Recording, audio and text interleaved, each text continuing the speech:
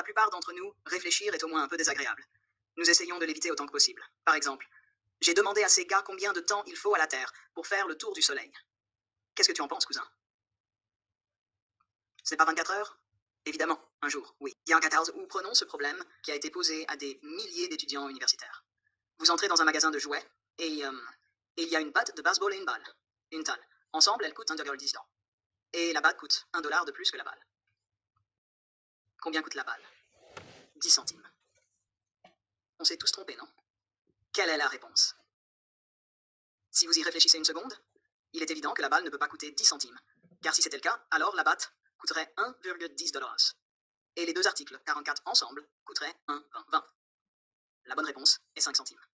L'idée de ces questions n'est pas qu'elles sont difficiles. Chacune de ces personnes aurait pu rapidement vérifier sa réponse si elle l'avait voulu. Le fait est qu'elle ne vérifie pas, parce que réfléchir est inconfortable. Cela demande des efforts.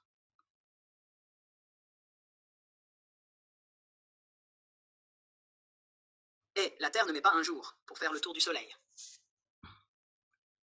Ça prend environ un an. Maintenant, je pense qu'il serait facile de réduire ces erreurs à de la stupidité et de croire que vous, étant beaucoup plus intelligent, ne pourriez jamais tomber dans de tels pièges.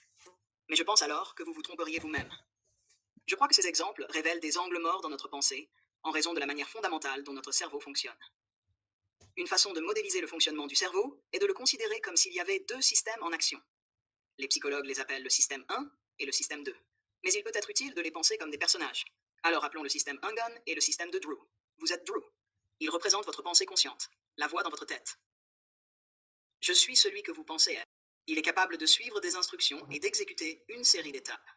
Par exemple, si on vous demande de calculer 13/17 dans votre tête, c'est Drew qui doit le faire. Je peux juste utiliser ma calculatrice? Non. D'accord. Drew est paresseux. Il faut un effort pour le faire agir. Il est lent, mais il est le plus attentif, capable de repérer et de corriger les erreurs. 221. Maintenant, rencontrons le système 1, Gun.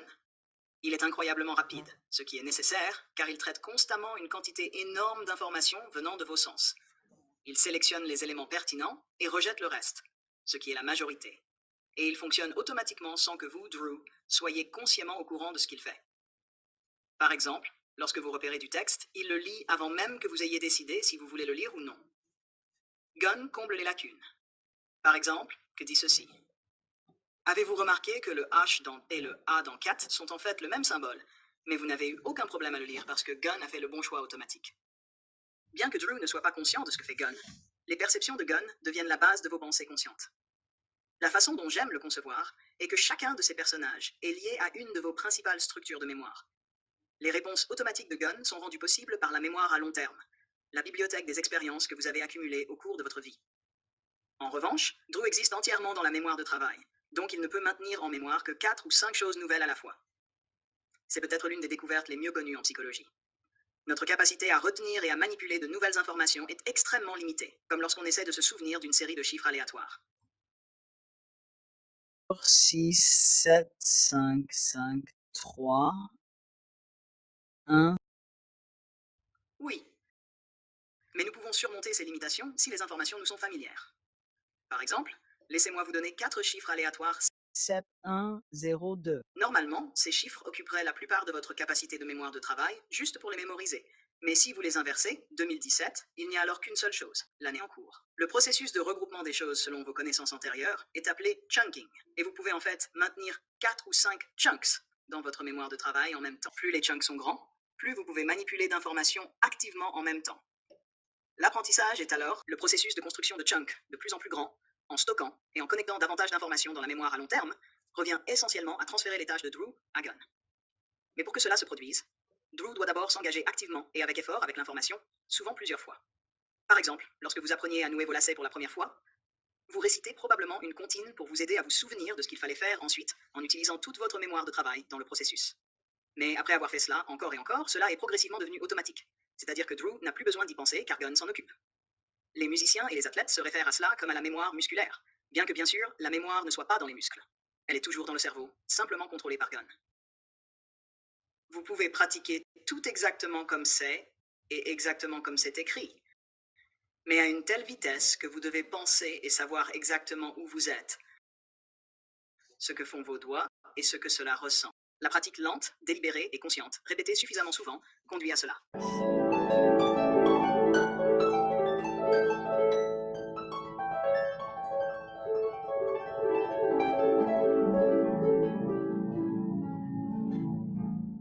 Je parie que dans 99% des cas, ce qui semble être une capacité surhumaine est en réalité le résultat des incroyables compétences d'automatisation de Gunn, développées grâce à la pratique minutieuse et délibérée de Drew.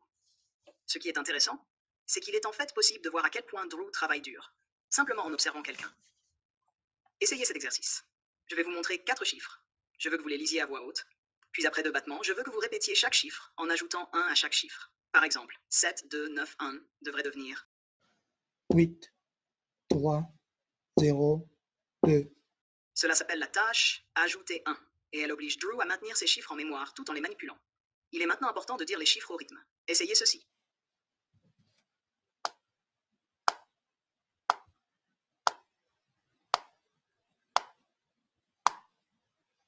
Pour rendre la tâche plus difficile, vous pouvez essayer d'ajouter 3 au lieu de 1. Prêt?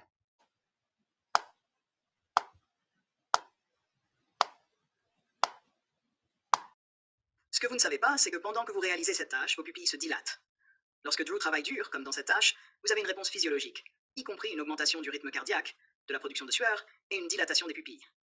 Observez comment les pupilles de ces participants se dilatent lorsqu'ils effectuent les tâches ajouter 1 et ajouter 3. 4, 3, 9, 7, 2, 5, 4, 0, 8, 3. Excellent. Bien joué. Ça demande beaucoup de réflexion. Je sais, c'est le but. 6, 9, 1, 6, 7, 0, 2, 7. Lorsque cette recherche a été réalisée pour la première fois, les chercheurs ont fait une observation surprenante. Lorsque les participants n'étaient pas engagés dans les tâches, mais simplement en train de discuter avec les expérimentateurs, leurs pupilles ne se dilataient pas du tout. Cela indique que les tâches ajouter 1 et ajouter 3 sont particulièrement éprouvantes pour le système 2, et que la majeure partie de notre vie quotidienne est une promenade pour Drew, avec la plupart des tâches gérées automatiquement par Gunn. Tout comme nous passons une grande partie de notre vie à nous détendre, notre cerveau passe la plupart de son temps à faire l'équivalent mental. Et je ne veux pas que cela semble quelque chose de mauvais. C'est ainsi que notre cerveau a évolué pour optimiser l'utilisation des ressources. Pour les tâches répétitives, nous avons développé des moyens automatiques de les accomplir, réservant la capacité limitée de Drew aux choses qui nécessitent vraiment notre attention. Mais dans certaines circonstances, il peut y avoir des confusions.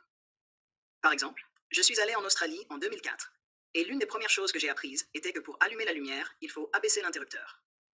Pendant toute ma vie au Canada, Gunn avait automatisé que vers le haut signifie allumer. Donc, peu importe à quel point je savais que vers le bas était allumé en Australie, pendant des années, j'éteignais continuellement la lumière en entrant dans une pièce et je l'allumais en sortant. Lorsque Destin a appris à faire du vélo avec la direction inversée, il a fallu des mois pour surmonter son habitude automatisée. Et une fois qu'il l'a fait, il ne pouvait plus facilement revenir à un vélo normal. Comprendre Gunn et Drew explique également les erreurs dans la question batte et balle. C'est Gunn qui a d'abord perçu les éléments clés de l'information. Que, ensemble, la batte et la balle coûtent $1.10, que la batte coûte plus cher que la balle, donc la balle coûte Gunn 10 centimes, et Drew 10 centimes. Gunn a immédiatement eu une réponse qu'il a balbutiée automatiquement. Pendant ce temps, Drew, sans être consciemment conscient que la réponse venait de Gunn, a soutenu l'idée sans la vérifier. Après tout, les réponses semblaient raisonnables et Drew est paresseux. Alors comment faire travailler Drew davantage? Eh bien, les chercheurs ont trouvé au moins une façon. Lorsqu'ils ont distribué un test clairement imprimé, y compris la question batte et balle, aux nouveaux étudiants universitaires, 85% ont fait au moins une erreur. Mais lorsque le test a été imprimé dans une police difficile à lire, avec un mauvais contraste, le taux d'erreur a chuté à 35%. Les tests plus difficiles à lire ont entraîné plus de réponses correctes. Et l'explication est simple. Comme Gunn ne peut pas rapidement sauter à une réponse, il passe la tâche à Drew, qui investit ensuite l'effort mental nécessaire pour raisonner et trouver la bonne réponse. Lorsque quelque chose est déroutant, Drew travaille plus dur. Et lorsque Drew travaille plus dur, vous êtes plus susceptible de trouver la bonne réponse et de vous souvenir de l'expérience. Quelque chose que je pense l'industrie de la publicité connaît et utilise à son avantage. Il y a quelques années encore en Australie, j'ai vu un énorme panneau d'affichage avec seulement 2 lettres dessus. 1. Il n'y avait aucun logo, aucune indication de ce que cela représentait, et cela semblait aller à l'encontre de tous les principes de base de la publicité. Montrer ce que fait le produit, en quoi il est meilleur que la concurrence, utiliser un branding clair et peut-être un jingle pour le rendre mémorable. L'objectif est généralement de rendre le message aussi facile à comprendre que possible, afin que Drew n'ait pas à fournir trop d'efforts. Mais si vous regardez beaucoup de publicités efficaces aujourd'hui, elles sont devenues plus déroutantes. Au fur et à mesure que la campagne 1 s'est déployée à travers Sydney, j'ai vu des affiches comme celle-ci dans les abribus. 1. Expliqué. Avec 1, il n'y a pas de stress, juste de l'anti-stress. Pas de tracas, juste de l'anti-tracas. Avec 1, vous pouvez défaire ce que vous avez fait, vous pouvez passer au lavoto avec la fenêtre baissée ou faire du breakdance devant votre fils adolescent. Et ses copains. 1 rend la vie détendue et irréelle. 1 est votre vie.